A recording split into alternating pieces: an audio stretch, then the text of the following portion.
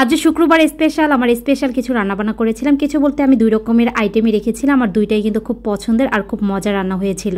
বাটা মশলায় হাতে মেখে আমি মুরগির মাংস রান্না করেছিলাম, দেশি মুরগির মাংস। আর এই তো আমি প্রথমে কড়াইয়ের মধ্যে তেল দিয়ে দিলাম, তারপর বাটা মশলা বলতে পেঁয়াজ বাটা দিয়েছি, মরিচ বাটা দিয়েছি, শুকনো মরিচ বাটা। গরুর মাংস বলেন মুরগির মাংস বলেন, এভাবে যদি বাটা মশলায় হাতে মেখে রান্না করা হয় তাহলে কিন্তু খুব বেশি মজা হয়। তো আমি তারপর আদা রসুন বাটা দিয়েছি 1 টেবিল চামচ করে। তারপর কিন্তু হলুদের গুঁড়া, মরিচের গুঁড়া, ধনিয়া গুঁড়া, স্বাদ অনুযায়ী লবণ দিয়ে দিয়েছি, গোটা কিছু মশলা দিয়েছি, কালো বড় এলাচি দিয়েছি 1টা, 3টের মতো দিয়েছি সবুজ এলাচ, দারচিনি দিয়েছি বেশ কিছু। তারপর কিন্তু মুরগির মাংসগুলো দিয়ে দিলাম। আর এখন হাত দিয়ে খুব সুন্দর মতো একটু মেখে নিতে হবে সময় ধরে, যাতে করে মশলাগুলো মাংসের ভেতরে ঢুকতে পারে। আর এইভাবে যদি মেখে ম্যারিনেশন করে রেখে দিতে পারেন বেশ কিছু সময় ধরে 2-1 ঘন্টার মতো, তাহলে কিন্তু মশলাগুলো খুব ভালোভাবে মাংসের ভিতর ঢুকতে পারবে আর রান্নার টেস্টটা কিন্তু দ্বিগুণ বেড়ে যাবে।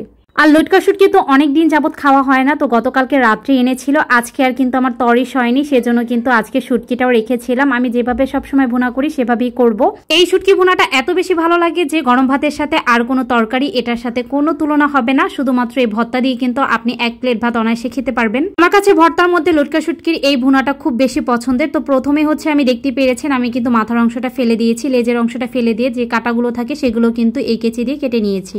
তারপর আমার পছন্দের মতো পিস পিস করে কেটে নিয়েছি। আপনারা চাইলে আরেকটু বড় ছোট করেও নিতে পারবেন। আর আমি কিন্তু আজকে একটু অল্প পরিমাণে রান্না করব। আর এখন গরম পানি দিয়ে প্রায় 20 মিনিটের মতো ভিজিয়ে রাখবো, তাহলে শুটকিগুলো সফট হয়ে যাবে, গন্ধও থাকবে না। আর আপনি কিন্তু পারফেক্ট ভাবে এভাবে শুটকিটাও রেডি করে নেবেন, তাহলে কিন্তু অনেক সুন্দর একটি স্বাদ খুঁজে পাবেন আর কোনো রকম গন্ধ কিন্তু আসবে না শুটকি থেকে।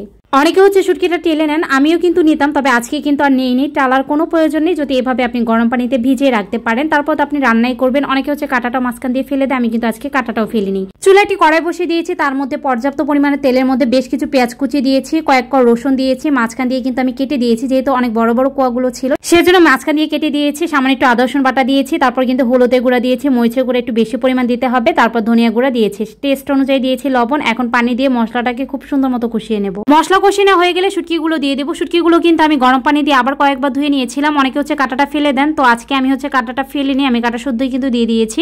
এখন 2-3 মিনিটের মতো কষিয়ে নেব ঢেকে। আর কষানো হয়ে গেলে তারপরেই পানিটা ব্যবহার করবো। আর এদিকে কিন্তু আমার মাংসটা প্রায় কষানো হয়ে গেছে, আরও কয়েক মিনিট কষিয়ে নেব, কারণ যত ভালোভাবে সবকিছু কষানো হবে ততই কিন্তু টেস্টটা ভালো আসবে। তো এদিকে আমার শুটকিটা কিন্তু কষিয়ে নেওয়া হয়ে যাচ্ছে। আর এর আগে কিন্তু আমি একটু চুলাটা মুছে নিলাম, কারণ রান্নার সময় কিন্তু চুলাটা অপরিষ্কার দেখলে আমার কাছে একদমই ভালো লাগে না। সেজন্য আমি যতক্ষণ রান্না করি ততক্ষণই মুছতেই থাকি, কারণ রান্নার সময় তেল চিটচিটে একটা ভাব থাকে, এটা যদি সাথে সাথে মোছা হয় তাহলে কিন্তু পরে আর এটা বসে যায় না, সেজন্য এই কাজটা করলে ভালো হয়। তো তারপরে কিন্তু কয়েকটা কাঁচামরিচ মাঝখান দিয়ে চিড়ে দিয়ে দিলাম। আর এখন যখন উপরে তেলটা ভেসে উঠেছে তখন কিন্তু বুঝে নিতে হবে শুটকি ভুনাটা একদমই ডান। আর এদিকে কিন্তু আমার মাংসটা কষিয়ে নেওয়া হয়ে গেছে। আর এখন বেশ কিছু আলু দিয়ে দেবো, কারণ বাচ্চারা কিন্তু আলু খুব বেশি পছন্দ করে, আর আলু না দিলে তো মাংসের ভেতর আমার ঘরে হয়ই না। তো আলুটা দেওয়ার পর একটু গরম পানি ব্যবহার করেছি, যাতে করে আলুটা খুব সুন্দর মতো সেদ্ধ হতে পারে। আর এখন ঢেকে আলুটা খুব সুন্দর মতো সেদ্ধ করে নেব। তারপরে কিন্তু আমি ঝোলের জন্য পানি দিয়ে দেবো, তারপর উঠিয়ে নেওয়ার আগে ভাজা জিরা গুঁড়া দিয়ে নিলেই হয়ে যাবে। তো শুটকিটা দেখেই বুঝতে পারছেন কতটা টেস্টি হয়েছিল। দুপুরে কিন্তু এগুলো দিয়ে আমরা ভাত খেয়েছিলাম। তো আজকের রেসিপিগুলো কেমন লেগেছে সবাই জানাবেন। ধন্যবাদ।